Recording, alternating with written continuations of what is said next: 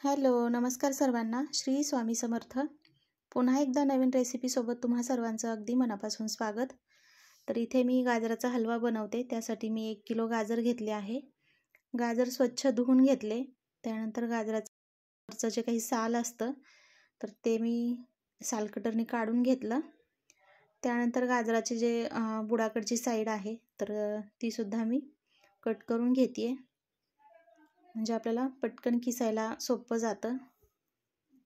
तर मग आपल्याला आता हे गाजरं किसून घ्यायचे आहेत, किंवा मग तुम्ही त्याचे तुकडे सुद्धा घालून तुपावर फ्राय करू शकता आणि दूध घालून शिजवू शकता. पण मला किसून करणं सोपं वाटतं, म्हणून मी इथे पूर्ण गाजरं किसून घेतली. बघू शकता. आता जवळजवळ जो कुकरमधला डब्बा असतो तो फुल भरलेला आहे. आता मी गॅसवर कुकर ठेवला, गरम केला. त्यामध्ये 2 ते 3 चमचे तूप घातलं. हे गावरान तूप आहे. त्यानंतर हे तूप थोडंसं वितळलं. गरम झालं की आपल्याला ड्रायफ्रूट्स फ्राय करून घ्यायचेत. चांगले क्रिस्पी झाले की लगेच आपल्याला काढून घ्यायचे आहेत. खूप पटकन आणि खूप स्वादिष्ट बनतो या पद्धतीने जर गाजराचा हलवा केला तर. आता मी या अगोदरसुद्धा रेसिपी टाकली आहे, पण मला एक वाटलं की बाबा झटकीपट कुकरमध्ये होतं आहे तर चला शेअर का नको करायला. आता आपल्याला ह्याच तुपामध्ये नाही का किसलेलं गाजर घालायचं आहे आणि एक आपल्याला 2-3 मिनटं तुपावरच गाजर परतून घ्यायचं आहे. कारण एक तुपावर थोडंसं गाजर परतून घेतलं की एक त्याला पण छान टेस्ट येते आणि त्याचा जो काही उग्र वास असतो तर तो सुद्धा कमी होतो. आणि बघू शकता या पद्धतीने मी असं परतून घेतलं. आता आपल्याला दूध घालायचे. दूध तुम्ही तुमच्या आवडीनुसार घालू शकता.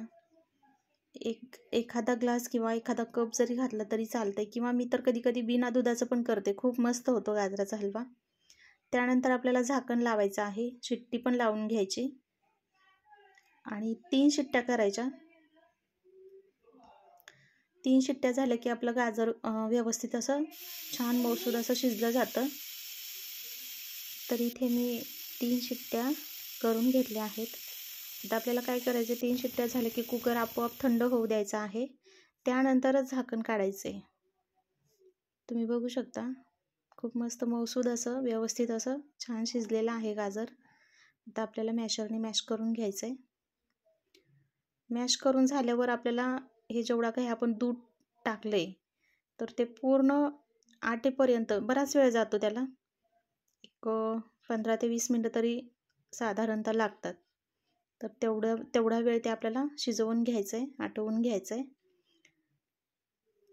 आणि आटवून घेतल्याच्या नंतरच आपल्याला साखर घालायची. कारण का की तर तुम्ही या स्टेजला जर घातलं तर इतका अंदाज नाही येणार आहे. पण जेव्हा का तुमचं पूर्ण गाजराचा हलवा तयार होतो तर या स्टेजला तुम्ही साखर घालू शकता. तर इथे मी बरोबर 1 वाटी साखर घालते.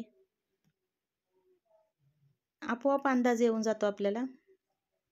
आणि 1 ते 2 चमचे मी वेलची पावडर घालते साखरेसोबत वाटलेली आणि मिक्स करून घेते. तुम्ही गाजराचा हलवा बघू शकता, कलर किती सुंदर आलाय. आणि काजू बदाम जे आहेत ते थोडेसे वरतून घातलेत. तर आपल्याला मिक्स करून घ्यायचं एकदा. इतका टेस्टी आणि इतका सुंदर झालता. मी आत्तापर्यंत बनवलेल्या रेसिपीमध्ये हा माहीत नाही खूपच सुंदर झाला होता. बघू शकता. बघून तर तुमच्या लक्षात येतच असेल की रेसिपी नक्कीच छान झालेली आहे आणि नक्कीच तुम्हाला आवडेल. तर पुन्हा भेटूया अशाच एका नवीन रेसिपीसोबत. तोपर्यंत सर्वांना बाय.